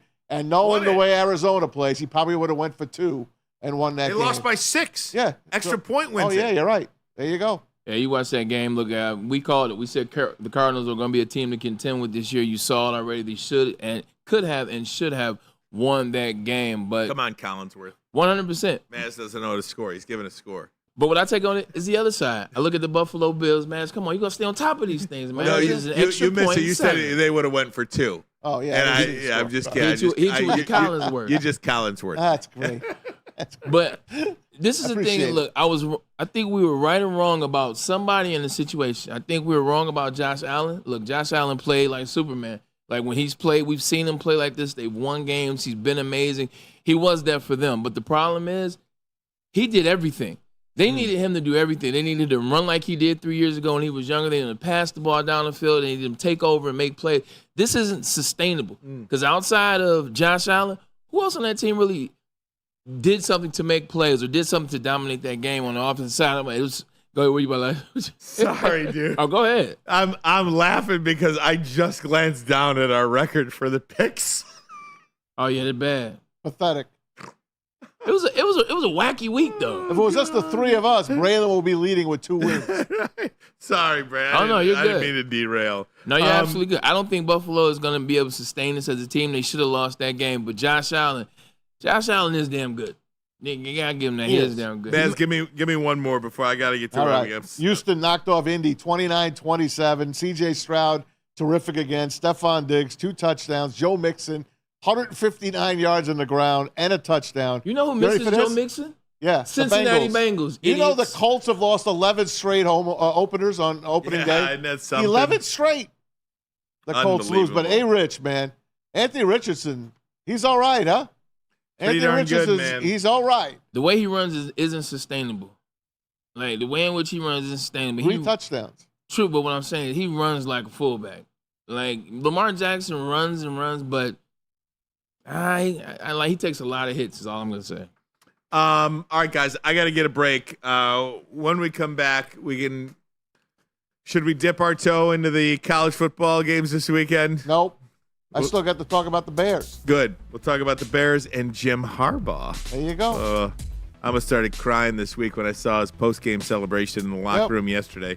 Almost started crying. We won't see that again. No, we won't. But first, a message from us here at Woodward Sports. We got the post-game show here on Woodward Sports Network next Sunday. That's right. It's the New Holland Brewing Company watch party and postgame show. The New Holland Brewing Company postgame show. Join Stick and Anson live from Hayes Social in Shelby Township. Guys will give their instant takes immediately following every Lions game. Call in from anywhere, be a part of the show, or show up to Hayes Social. Give your opinion on the show. Only on Detroit's #1 sports network, Woodward Sports, brought to you by Tangerine Space Machine, Taller, your local long drink, and Sabbath Coffee. And right now, more than ever, it's critical for you to have your insurance reviewed, and Swiss Insurance will make sure that your carrier is not slipping in those extra fees. Call Mark at Swiss Insurance today, 313-530-1698, or head to SwissINS.com. Can't get enough Lions coverage? Make sure you catch all Woodward sports shows every game day. Wake up with Woodward and Maine, giving you the latest insight into the Lions locker room and press conferences. Then join the Lions pregame show, highlighting key matchups, injuries, and what to watch for during the game. Follow all the ups and downs of the live game action with our Woodward Watch Party live on YouTube and WoodwardSports.com. After the game, check out the instant fan and host reactions with the Lions postgame show. Every game, it's wall-to-wall, kneecap-biting, high-fiving, chest-pumping Lions coverage. Hell yeah! Only at Detroit's #1 sports network, Woodward Sports. Woodward Sports, let's go. Braylon Edwards here, Premier Pet Supply. Man, just looking around, who's got it better than pets?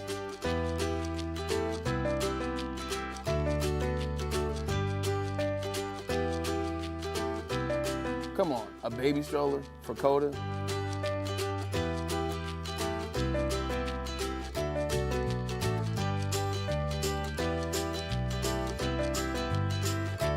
A chef for Lola? Really?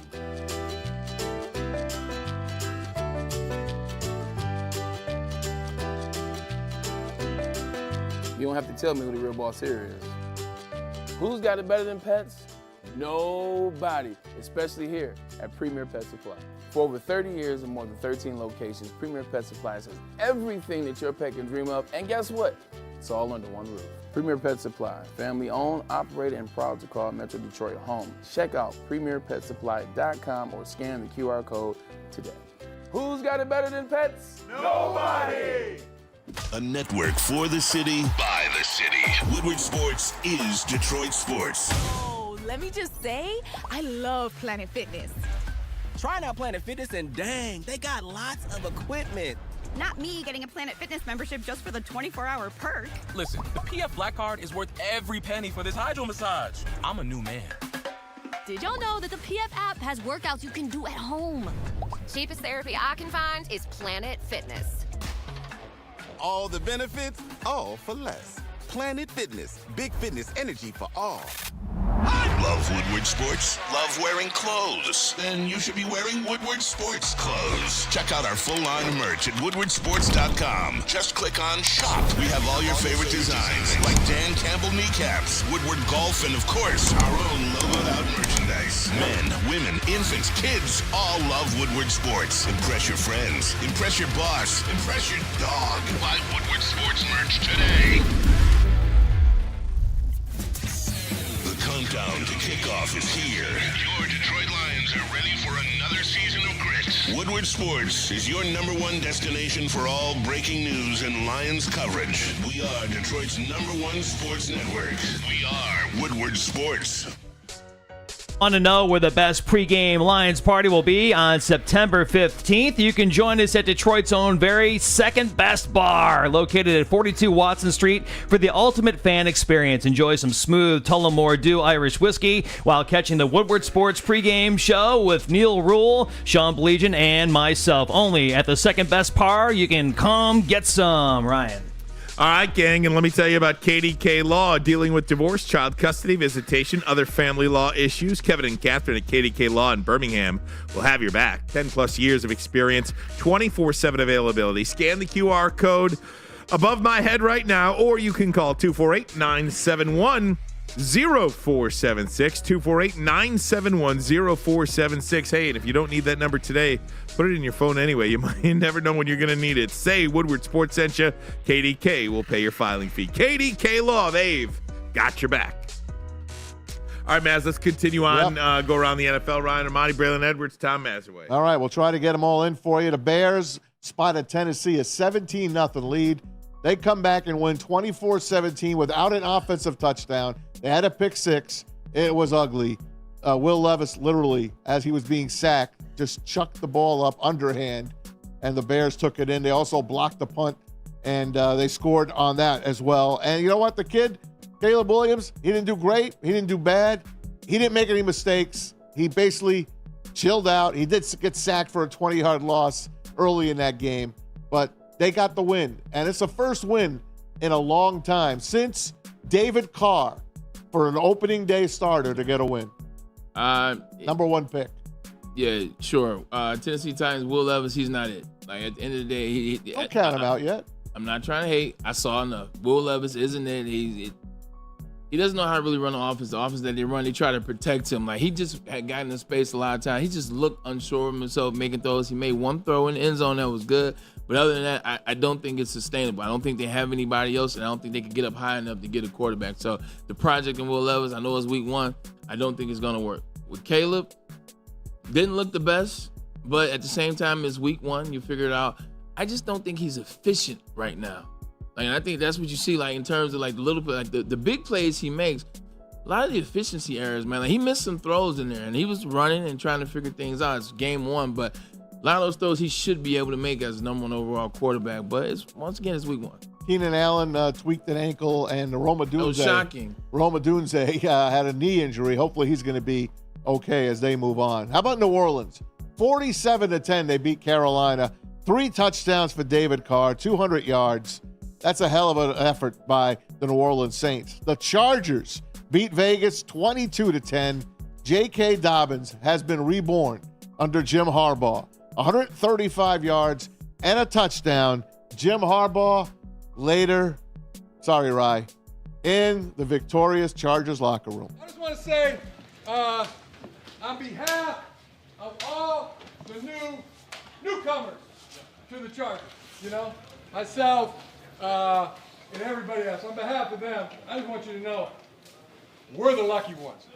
We're the lucky ones. The worm has turned. The worm has turned. Coach, what? 2 game balls to give out. 2 game balls, all right? Okay. Coach Harbaugh.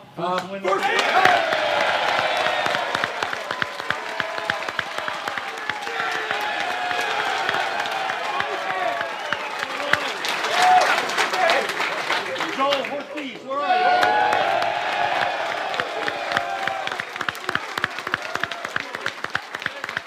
J.K. Dobbins, where you at? Avo!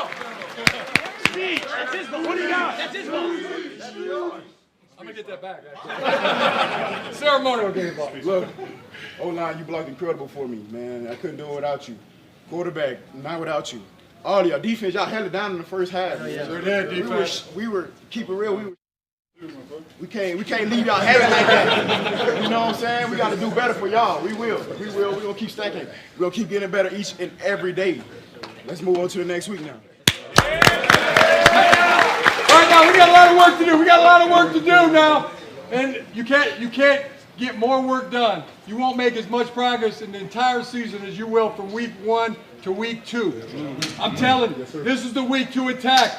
But you can't get to 2-0 without being 1-0. Yeah. Who's got it better than us?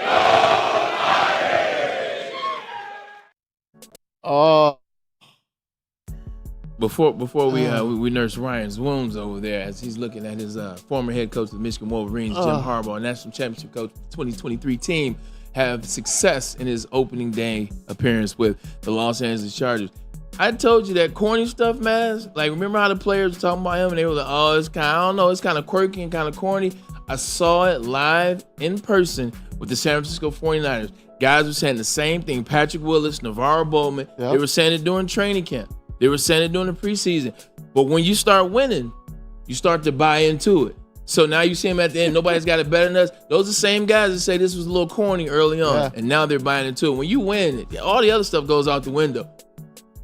Sorry. Just as a point of, I guess, transparency, one of the things that we'll probably do during football season, whether Michigan wins or whether Michigan loses, is save a bulk of Michigan talk for Tuesdays. Yeah. Lions on a Monday, it's just what it is. We got 2 hours. Lions, and we don't have a 4-hour show. We got 2 hours. We've got a 2-hour show, and Lions and NFL reign supreme on Mondays.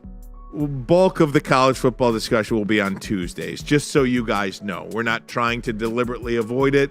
I'll give you a quick synopsis. They suck. I hope Michigan can make a bowl. I hope they can become bowl eligible. That's really, and if they play like this, Michigan State is going to just completely truck them. They have nothing offensively. Nothing. They have very little defensively. Now, I don't think it helps when your quarterback turns the ball over at the clip that he turns it over. You're asking the defense to play superhero or anything like that. I think we will rue the day that we said, okay, go ahead, Jim. Go do your thing. It's just big mistake. Big mistake to let that guy walk out that door, in my opinion. Yeah, 100%. We'll get into the bulk of the nuts tomorrow. Pause with the conversation. I can tell you like this: we got our ass kicked. I'm not gonna make any excuses about it.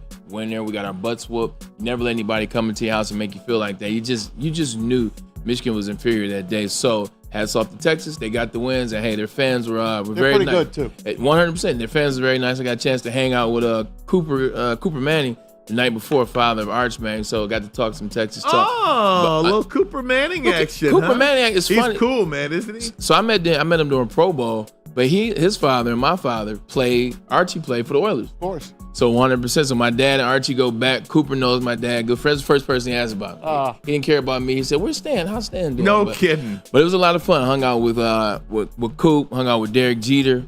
This is Denise Illich, by the way. I'm big friends with Denise Illich. You know what she's a part of. So shout out to Denise and the Illich family. At the University of Michigan. 100%. That's she right. Is. Mark Ingram, Heisman Trophy winner, and Brady Quinn, friend of the show. That's my guy. TJ and Chip in the middle. Another picture of Mark, and then eventually the GOAT's picture. This is a major picture for me. You got Derek Jeter, Desmond Howard, and myself. 2-1, 21.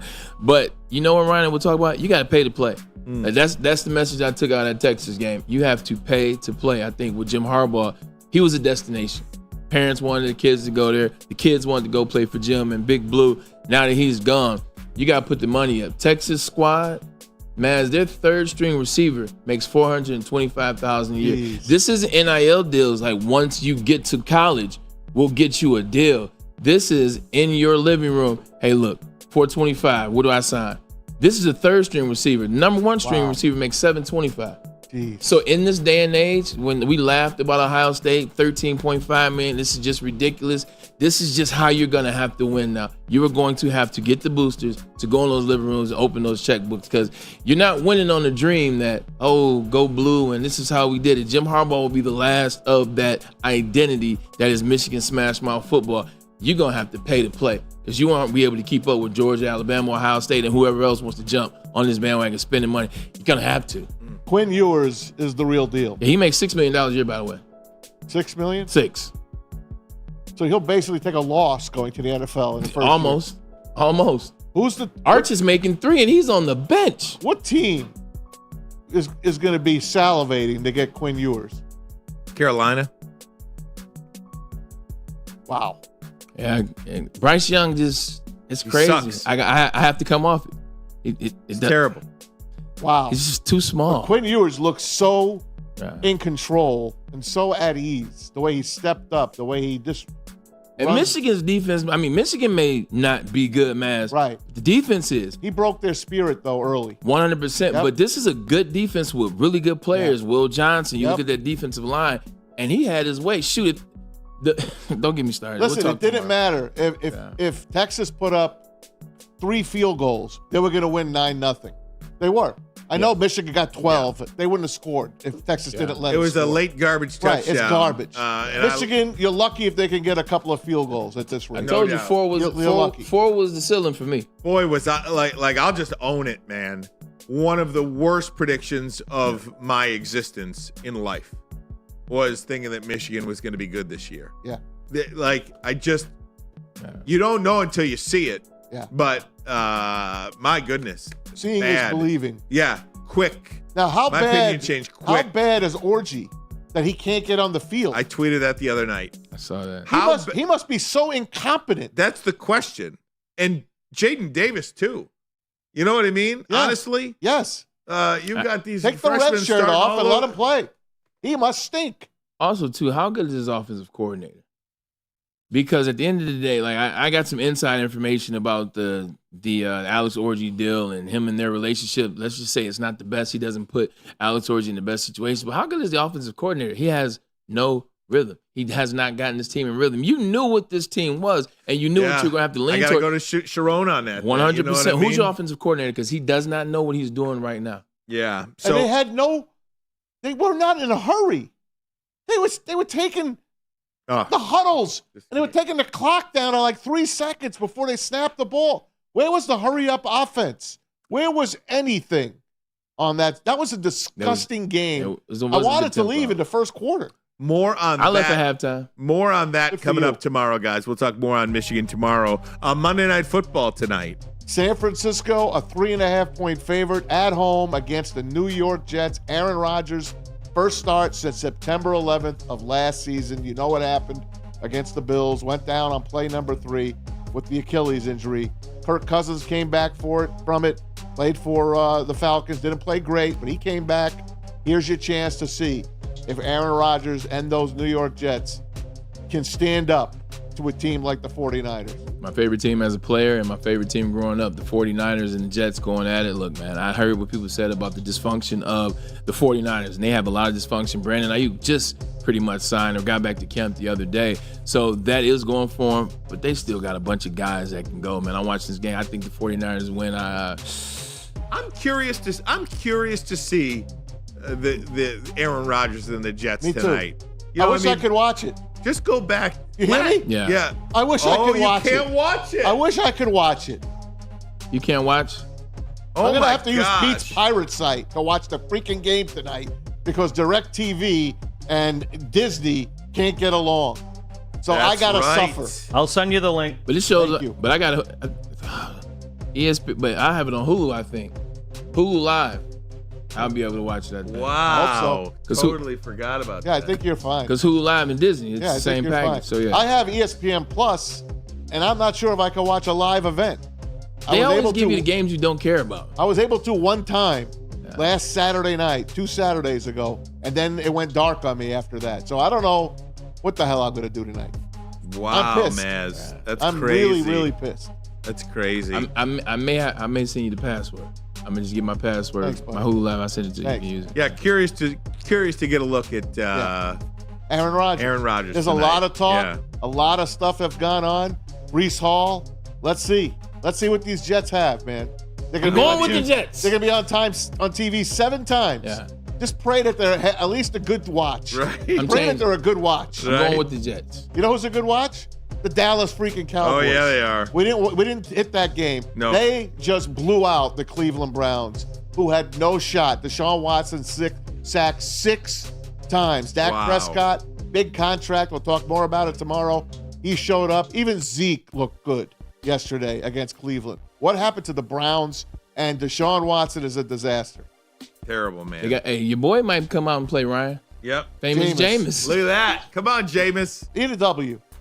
No. Nah, Germs. Too many germs. Don't do that. All right, guys. Bray, get us out of here. More coming up tomorrow. Hey, look, for all you first-time watchers and listen, man, we appreciate you. This is Woodward Sports, Ermanni and Edwards with Maz, and we do this 5 days a week, so we need you to tune in 2 to 4. You will get the latest, the greatest, and the best from us. We are here for the fans, and we're here for the city of Detroit. From my man Silent Mike in the booth, hell of a job by you today, Pete, and appreciate you coming in. Tom Mazaway sitting on the couch, my brother, from another mother, Ryan Ermanni to the left. I am Braylon Edwards, and we are Ermanni Edwards with Maz. See you tomorrow.